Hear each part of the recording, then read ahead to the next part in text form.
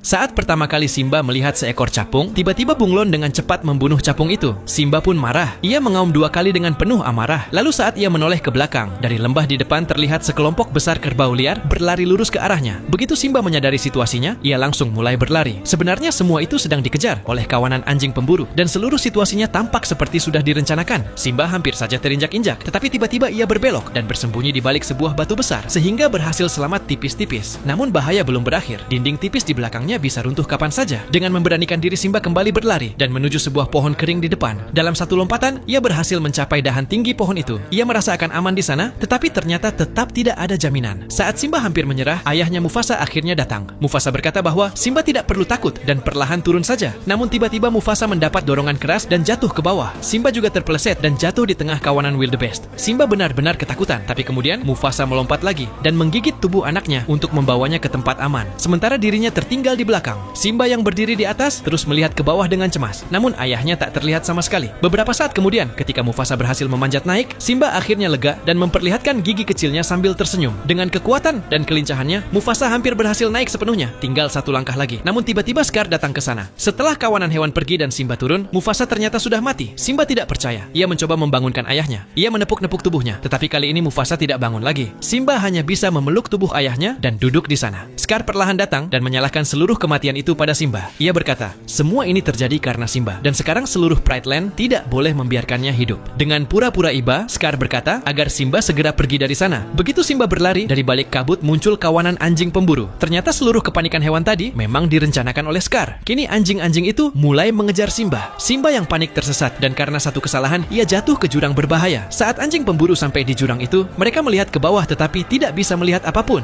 Semua mengira Simba sudah mati. Mereka pun kembali dan memberi kabar gembira kepada Scar. Setelah itu Scar tanpa perlawanan mengambil tahta raja, dan dengan alasan melindungi Pride Land, ia membiarkan anjing-anjing pemburu kejam itu masuk ke wilayah mereka. Ia tidak tahu kalau Simba sebenarnya masih hidup. Saat jatuh ke jurang, Simba tersangkut di lereng tanah di bawah sehingga selamat. Kini ia tidak punya jalan lain. Ia terus berjalan melintasi gurun. Berhari-hari berlalu tanpa setetes air pun, dan akhirnya ia pingsan. Keesokan paginya beberapa burung nasar mendekatinya dan mengepungnya. Saat mereka hendak mencabik tubuh Simba, tiba-tiba sebuah bayangan melaju sangat cepat ke arah mereka. Itu adalah 2 hewan lucu, seekor babi hutan dan seekor merkat. Nama mereka Pumba dan Timon. Saat melihat Simba, Timon ketakutan sampai melompat setinggi 3 kaki dan berlari sejauh 10 km. Ia takut singa itu akan memakannya. Namun ketika Simba sadar, ia tidak bersikap ganas seperti singa pada umumnya. Setelah Pumba dan Timon mengetahui semua tentang dirinya, mereka membagikan filosofi hidup mereka. Hidup itu singkat, jadi nikmati saja. Perlahan-lahan Simba mulai mengikuti cara pikir mereka. Ia tinggal bersama mereka di hutan damai tempat Pumba dan Timon hidup. Kini Simba sangat kelaparan. Pumba menghantam sebuah kayu kering dengan keras dan dari dalamnya keluar banyak serangga merayap.